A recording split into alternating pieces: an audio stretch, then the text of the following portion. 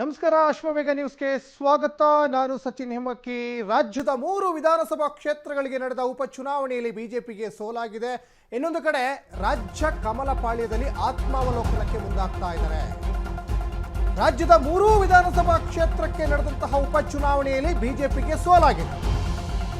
ಇನ್ನೊಂದು ಕಡೆ ಬಿಜೆಪಿಯ ಕಾರ್ಯಕರ್ತರಿಗೆ ಬಿಜೆಪಿ ರಾಜ್ಯಾಧ್ಯಕ್ಷ BY ವಿಜಯೇಂದ್ರ ಪತ್ರ ಬರೆದಿದ್ದಾರೆ. ಸುದೀರ್ಘವಾಗಿ ಬಿಜೆಪಿ ಕಾರ್ಯಕರ್ತರಿಗೆ ವಿಜಯೇಂದ್ರ ಪತ್ರ ಬರೆದಿದ್ದಾರೆ. ಯಾಕೆ ಸೋಲಾಯಿತು, ಎಲ್ಲಿ ಎಡವಿದ್ವಿ ನಾವು, ಉಪಚುನಾವಣೆ ಫಲಿತಾಂಶ ಪಕ್ಷ ಸಂಘಟನೆಯ ಸಾಮರ್ಥ್ಯ ಪ್ರಭಾವವನ್ನು ಬಿಂಬಿಸುವ ಅಳತೆಗೋಲಾಗಿರೋದಿಲ್ಲ. ಇನ್ನು ಸ್ಥಳೀಯ ಸಮಸ್ಯೆಗಳು ಸರ್ಕಾರದ ಪ್ರಭಾವವನ್ನು ಆಧರಿಸಿ ಇಲ್ಲಿ ಫಲಿತಾಂಶ ಬರುತ್ತೆ. ಈ ಎಲ್ಲ ವಿಚಾರಗಳ ಮೇಲೆ ಚುನಾವಣಾ ಫಲಿತಾಂಶ ಬರುತ್ತೆ. ಅಂದ್ರೆ ಒಂದೇ ಮಾತಲ್ಲಿ ಹೇಳಬೇಕಂದ್ರೆ ಆಡಳಿತ ಪಕ್ಷದ ಪರವಾಗಿ ಉಪಚುನಾವಣೆಯ ಫಲಿತಾಂಶ ಬರುತ್ತೆ. ಚುನಾವಣೆಯಲ್ಲಿ ಸೋತ ಕಾರಣಕ್ಕೆ ಯಾರು ಕೂಡ ಎದೆಗುಂದಬೇಕಾಗಿಲ್ಲ. ನಿರೀಕ್ಷೆಯಂತೆ ಆಡಳಿತ ಪಕ್ಷದಿಂದ ಅಧಿಕಾರ ದುರುಪಯೋಗ ಆಗ್ತಾ ಇದೆ. ಆಮಿಷಗಳು ಮತದಾರರನ್ನ ದಿಕ್ಕು ತಪ್ಪಿಸುವ ನಿಟ್ಟಿನಲ್ಲಿ ಕೆಲಸ ಮಾಡಿದವೆ. ಅಂದ್ರೆ ಈ 5 ಗ್ಯಾರಂಟಿಗಳ ಬಗ್ಗೆ ಹೇಳ್ತಾ ಇದ್ದಾರೆ ವಿಜಯೇಂದ್ರ. ಸೋಲನ್ನ ಸಕಾರಾತ್ಮಕವಾಗಿಯೇ ಸ್ವೀಕರಿಸೋಣ, ಸೋಲನ್ನೇ ಗೆಲುವಿನ ಮೆಟ್ಟಿಲಾಗಿ ಪರಿಗಣಿಸಿಕೊಳ್ಳೋಣ. ಈ 3 ಕ್ಷೇತ್ರಗಳ ಉಪಚುನಾವಣೆಯಲ್ಲಿ ಬಿಜೆಪಿಗೆ ಸೋಲಾಗಿದೆ. ಆದರೆ ಗೆದ್ದೇ ಗೆಲ್ತೀವಿ ಅನ್ನುವಂತಹ ನಿರೀಕ್ಷೆಯನ್ನು ಇಟ್ಕೊಂಡಿದ್ದು. ಸಮೀಕ್ಷೆಗಳು ಹಾಗೆ ಬಂದಿತ್ತು. ಮತಗಟ್ಟೆ ಸಮೀಕ್ಷೆಗಳು ಕೂಡ NDA ಪರವಾಗೇ ಬಂದಿತ್ತು. ಬಹಳ ಮುಖ್ಯವಾಗಿ ಜಿದ್ದಾಜಿದ್ದಿನ ಕಣ ಆಗಿದ್ದಂತಹ ಚನ್ನಪಟ್ಟಣ ವಿಧಾನಸಭಾ ಕ್ಷೇತ್ರದಲ್ಲಿ NDA ಅಭ್ಯರ್ಥಿನೇ ಗೆಲ್ತಾರೆ. ಇನ್ನು ಹಾವೇರಿಯ ಶಿಗ್ಗಾವಿ ವಿಧಾನಸಭಾ ಕ್ಷೇತ್ರದಲ್ಲಿ NDA ಅಭ್ಯರ್ಥಿನೇ ಗೆಲ್ತಾರೆ ಅಂತ ಸಮೀಕ್ಷೆ ಕೂಡ ಬಂದಿತ್ತು.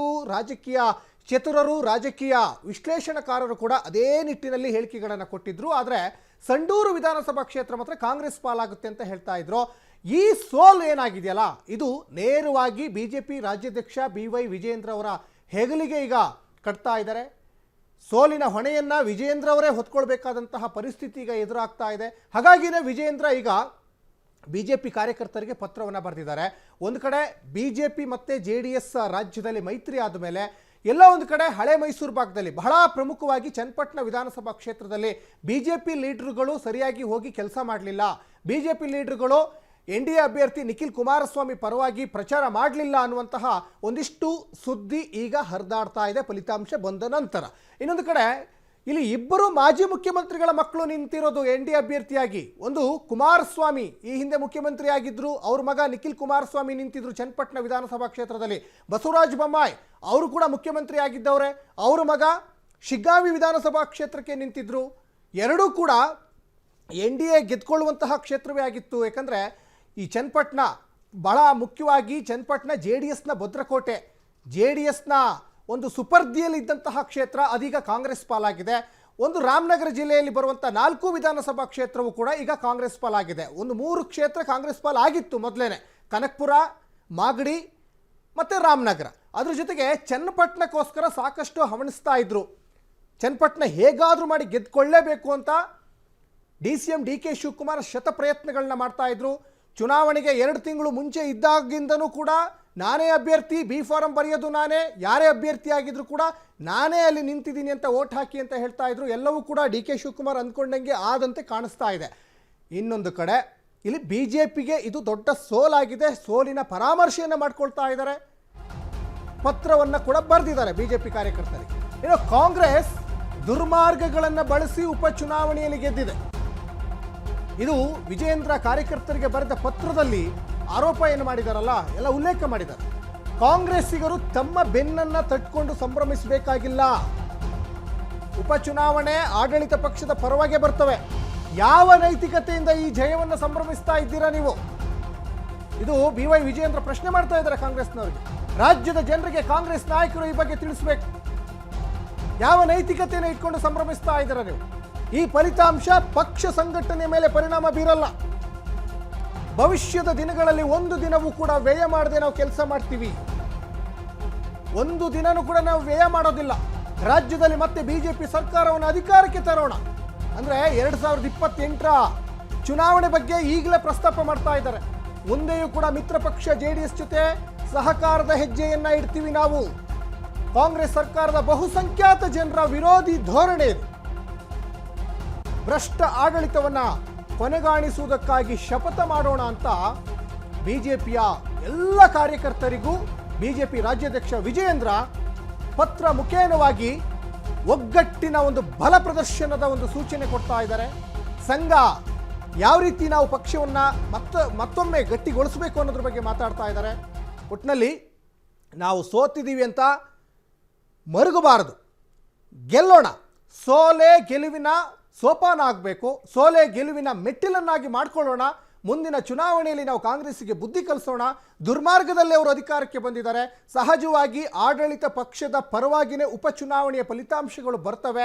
ಯಾರು ಕೂಡ ಎದೆಗುಂದಬೇಕಾಗಿಲ್ಲ, ಯಾರು ಕೂಡ ಆತಂಕಕ್ಕೆ ಒಳಗಾಗಬೇಕಾಗಿಲ್ಲ. ಯಾವ ನೈತಿಕತೆ ಇಟ್ಕೊಂಡು ಕಾಂಗ್ರೆಸ್ನವರು ಸಂಭ್ರಮ ಮಾಡ್ತಾ ಇದ್ದಾರೆ? ವಾಮ ಮಾರ್ಗದಲ್ಲಿ ನೀವು ಗೆದ್ದಿದ್ದೀರಾ, ದುರ್ಮಾರ್ಗದಲ್ಲಿ ನೀವು ಗೆದ್ದಿದ್ದೀರಾ, ಗ್ಯಾರಂಟಿಗಳ ಆಮಿಷಗಳನ್ನು ರಾಜ್ಯದ ಜನತೆ ಮುಂದೆ ಇಟ್ಟು ನೀವು ಗೆದ್ದಿದ್ದೀರಾ. ಸಾಕಷ್ಟು ಹಗರಣಗಳನ್ನು ಬಯಲಿಗೆ ಎಳೆದ್ರು ಬಿಜೆಪಿಯವರು. ಬಹುಕೋಟಿ ಹಗರಣ, ವಾಲ್ಮೀಕಿ ಹಗರಣದ ಬಗ್ಗೆ ಪ್ರಸ್ತಾಪ ಮಾಡಿದರು. ಇನ್ನು ಮೂಡಾ ಹಗರಣದಲ್ಲಿ ನೇರವಾಗಿ ಸಿದ್ದರಾಮಯ್ಯನವರೇ ಭಾಗಿಯಾಗಿದ್ದಾರೆ ಅಂತ ಆ ವಿಚಾರನೂ ಸಾಕಷ್ಟು ಸದ್ದು ಮಾಡ್ತು, ಸುದ್ದಿ ಆಯಿತು. ಹೋರಾಟಗಳನ್ನು ಮಾಡಿದರು, ಮೈಸೂರು ಚಲೋ ಮಾಡಿದರು, CM ಮನೆಗೆ ಮುತ್ತಿಗೆ ಹಾಕುವಂತಹ ಕೆಲಸ ಆಯಿತು. ಅದ್ರ ಜೊತೆಗೆ ಈ ವಕ್ಫ್ ವಿಚಾರಗಳು, ಚುನಾವಣೆ ಇನ್ನೇನು ಸಮೀಪ ಇದ್ದಾಗ ವಕ್ಫ್ ವಿಚಾರಗಳು ಕೂಡ ಸಾಕಷ್ಟು ಸುದ್ದಿ ಆಯಿತು.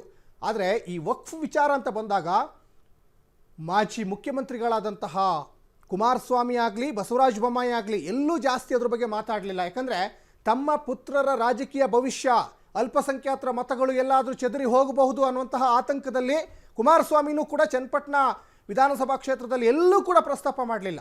ಇನ್ನು ಬಸವರಾಜ ಬೊಮ್ಮಾಯಿ ಕೂಡ ಶಿಗ್ಗಾವಿ ಕ್ಷೇತ್ರದಲ್ಲಿ ಎಲ್ಲೂ ಕೂಡ ಅದ್ರ ಬಗ್ಗೆ ಜಾಸ್ತಿ ಪ್ರಸ್ತಾಪ ಮಾಡಲಿಲ್ಲ. ಯಾಕಂದರೆ ಚನ್ನಪಟ್ಟಣ ಮತ್ತು ಶಿಗ್ಗಾವಿ ಅಲ್ಲಿ ಅಲ್ಪಸಂಖ್ಯಾತರ ಮತಗಳು ಇಲ್ಲಿ ನಿರ್ಣಾಯಕ ಆಗ್ತವೆ. ಆದರೆ ಚನ್ನಪಟ್ಟಣದಲ್ಲಿ ಒಕ್ಕಲಿಗರು ಸುಮಾರು 1,05,000 ಜನ ಇದ್ದಾರೆ, ಬರೋಬ್ಬರಿ 1-2 ಲಕ್ಷದಷ್ಟು ಜನ ಇದ್ದಾರೆ. ಅವರೆಲ್ಲರೂ ಕೂಡ ಜಮೀರ್ ಹೇಳಿಕೆಯನ್ನೇ ಮನಸ್ಸಿಗೆ ಹಾಕ್ಕೊಂಡು ವೋಟ್ ಮಾಡಿದ್ರು, ನಿಖಿಲ್ ಕುಮಾರಸ್ವಾಮಿ ಗೆದ್ದು ಬಿಡ್ಬೋದಿತ್ತು. ಆದರೆ ಅಲ್ಲಿ ಹಿಂದೂಗಳಲ್ಲಿ ಒಗ್ಗಟ್ಟಿಲ್ಲ, ಅಲ್ಪಸಂಖ್ಯಾತರು ಒಂದಾದ್ರು ಅನ್ನುವಂತಹ ಒಂದು ಮೆಸೇಜ್ ಈಗ ಪಾಸ್ ಆಗಿದೆ ರಾಜ್ಯದಲ್ಲಿ. ಅದೇನೇ ಇರಲಿ, ಇನ್ನೊಂದು ಕಡೆ ವಿಜಯೇಂದ್ರ ಈಗ ಒಂದು ಖಡಕ್ ಸೂಚನೆ ಕೊಟ್ಟಿದ್ದಾರೆ, ಎಲ್ಲರೂ ಕೂಡ ಒಗ್ಗಟ್ಟಾಗಿ ಕೆಲಸ ಮಾಡೋಣ ಅಂತ. ಒಂದು ಕಡೆ ನೀವೇನೋ ಸೂಚನೆ ಕೊಡ್ತಾ ಇದ್ದೀರಾ ಒಗ್ಗಟ್ಟಾಗಿ ಕೆಲಸ ಮಾಡೋಣ ಅಂತ, ಆದರೆ ಬಸನಗೌಡ ಪಾಟೀಲ್ ಯತ್ನಾಳ್ ಏನು ಮಾಡ್ತಾ ಇದ್ದಾರೆ? ರಮೇಶ್ ಜಾರಕಿಹೊಳಿ ಏನು ಮಾಡ್ತಾ ಇದ್ದಾರೆ? ಎರಡು ಬಣಗಳಾಗಿದ್ದಾವೆ ಬಿಜೆಪಿಯಲ್ಲಿ. ಬಿಜೆಪಿ ಹೈಕಮಾಂಡ್ RSS ಲೀಡರು ಈ ಹಿಂದೆ ಬಂದು ಸಾಕಷ್ಟು ಸಭೆಗಳನ್ನು ಮಾಡಿದರು, ಒಗ್ಗಟ್ಟಿನ ಮಂತ್ರವನ್ನು ಜಪಿಸಿದ್ರು. ನಿಮ್ಮಲ್ಲಿ ಒಗ್ಗಟ್ಟೇ ಇಲ್ಲ, ನೀವು ಹೇಗೆ ಮತ್ತೊಮ್ಮೆ ಕಾಂಗ್ರೆಸ್ನ ಎದುರಿಸ್ತೀರಿ ಅಂತ ಅವರೇ ನಿಮ್ಮ ಮೇಲೆ ಅಸ್ತ್ರವನ್ನು ಪ್ರಯೋಗ ಮಾಡಿದರು. ಆದರೂ ಕೂಡ ನಿನ್ನೆ ನೀವೆಷ್ಟೇ ವಿರೋಧವನ್ನು ವ್ಯಕ್ತಪಡಿಸಿದ್ರು, ಬಸನಗೌಡ ಪಾಟೀಲ್ ಯತ್ನಾಳ್ ಬೀದರ್ನಲ್ಲಿ ಆಲ್ರೆಡಿ ವಕ್ಫ್ ವಿರುದ್ಧ ಹೋರಾಟಕ್ಕೆ ಚಾಲನೆ ಕೊಟ್ಟಿದ್ದಾರೆ. ಈಗಾಗಲೇ ಬಿಜೆಪಿಯಲ್ಲಿ ಎರಡು ಬಣಗಳಿದ್ದಾವೆ, ಆಂತರಿಕ ಒಳಜಗಳ, ಬೇಗುದಿ ಎಲ್ಲವೂ ಕೂಡ ಶುರುವಾಗಿದೆ ಅನ್ನೋದು ಮತ್ತೊಮ್ಮೆ ರಾಜ್ಯದ ಜನತೆಗೆ ನೀವೀಗ ತೋರಿಸ್ದಂಗೆ ಆಗ್ತಾ ಇದೆ. ಹಾಗಾಗಿ ಅದೇನೇ ಇದ್ರೂ ಕೂಡ ನಾನು ಬಿಜೆಪಿಯ ರಾಜ್ಯಾಧ್ಯಕ್ಷ, ನನ್ನ ಕರ್ತವ್ಯ ನಾನೇನು ಮಾಡ್ತೀನಿ, ಮುಂದಿನ ಚುನಾವಣೆಯಲ್ಲಿ ನಾವು ಕಾಂಗ್ರೆಸ್ಸಿಗೆ ಬುದ್ಧಿ ಕಲಿಸೋಣ, ಒಗ್ಗಟ್ಟಿನ ಮಂತ್ರವನ್ನು ನಾವು ಜಪಿಸೋಣ ಅಂತ ಈಗ ಕಾರ್ಯಕರ್ತರಿಗೆ ಮೆಸೇಜ್ ಕೊಟ್ಟಿದ್ದಾರೆ.